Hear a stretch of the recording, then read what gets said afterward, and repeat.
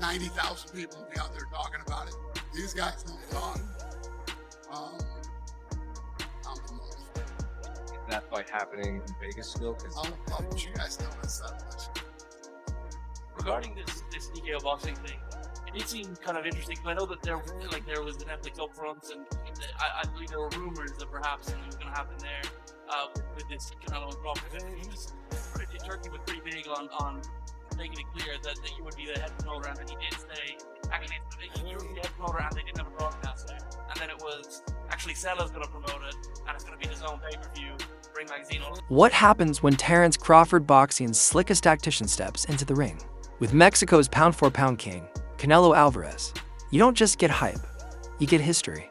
The official press conference for Canelo Alvarez versus Terence Crawford didn't just set the internet on fire, it stunned the entire fight world. In one explosive moment, the narrative flipped, and every major outlet rushed to cover what might be the most shocking pre-fight face-off since Manny Pacquiao first stared down Oscar De La Hoya. There are levels, and there are stars and superstars.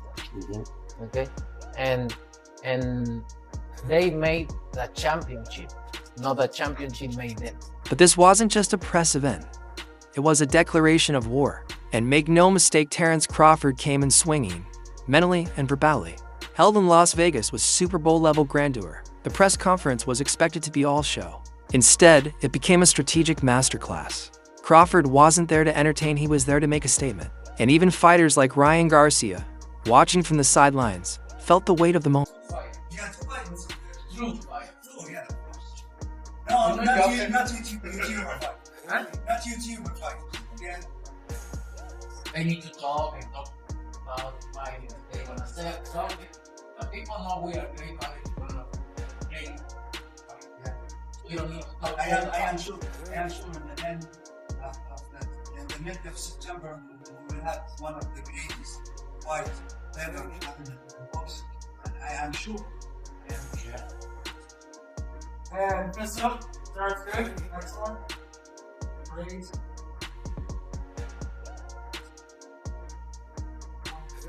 Crawford came out aggressive, locked in, eyes sharp like a man who's been waiting for this fight his entire life. Canelo, calm and composed, didn't bite, but Crawford wasn't holding back. He grabbed the mic and fired off a chilling warning. You're in your prime, and so am I, but I'm smarter, stronger, and still undefeated. The line hit like a left hook from Pacquiao in his prime. The world felt it, even if Canelo didn't flinch. What I think should be going, the notion that Terence Bud Crawford should move up 3 weight classes, 21 pounds, to fight Canelo Alvarez. He's entirely too small. Jamel Charlo already proved that. Y'all remember that scene from Rocky? Remember that scene from Rocky 2? When Carl Weathers was Apollo Creed and his trainer was like, can I be honest? I saw you beat this man within an inch of his life. And he kept coming. He wouldn't go away. He's wrong for us, baby. He's wrong. Let it go. Apollo couldn't do it. And lost fight number 2. Trained him for fight Rocky 3. And then got killed in Rocky 4 by Drago. Because he couldn't let it go. Bud Crawford needs to let it go. At 37, Crawford is still undefeated, a 4-division world champion with ruthless precision and that Omaha bred toughness. In many ways, he's walking a path carved by legends like Manny Pacquiao. But unlike Pacquiao, who climbed through divisions, over time, Crawford is now making a 2-weight class leap straight into Canelo's domain. He blocks a little bit too much, defensive minded a little bit too much. Right hand of the body there for Canelo. Ultra elusive, if you want to call it that, in Arizona Lara. Right. Let that sink in. Crawford isn't moving up, he's launching himself from welterweight straight into super middleweight. That's not ambition, that's insanity. But if you know Crawford, it's exactly the kind of move he lives for. This isn't a step up, it's a leap of faith with fist flying.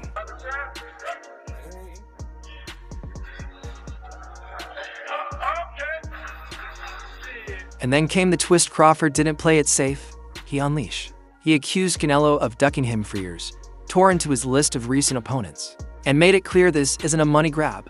This is personal, and even someone as flashy and confident as Ryan Garcia would have second-guessed stepping to the mic after that. At once. I started at 135. I'm just saying, like, say if Canelo was the champion at 147 to go up. Right. Yeah, one jump. It's a big jump to 21 pounds. It's a lot of weight. Canelo didn't fire back with words, but his stare said everything.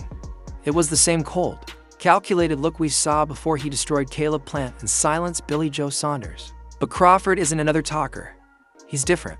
He's a tactician, a predator, and maybe, just maybe, he's the one who can outthink the lion in his own jungle.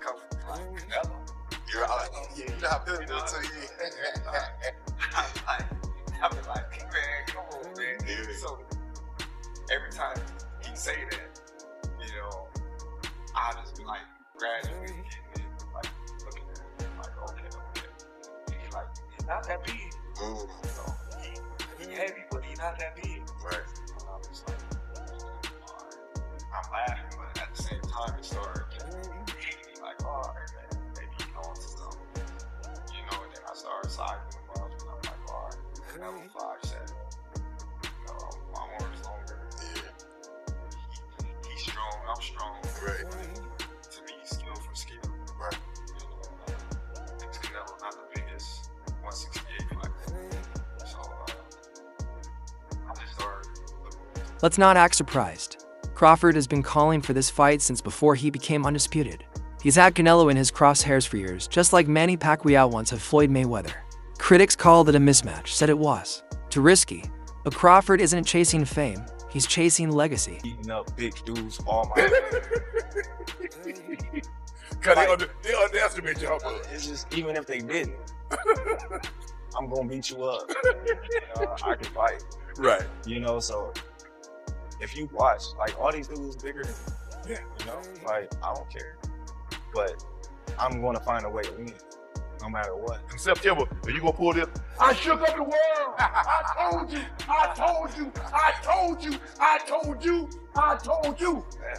Definitely. That's definitely going to be, one of the moments.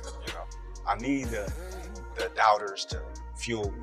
What you think he'll do if he go up 2 more weight classes? I need that, because that's going to make me more focused and turn into a different animal. So I need the people to say, I can't do this, or I'm not good enough. Canelo once brushed Crawford off, saying the money had to be right. But behind closed doors, he was already preparing, already visualizing, already shadowboxing his greatest test yet. And with the whole world watching, including legends like Pacquiao and rising stars like Ryan Garcia, this isn't just a fight, it's a legacy war.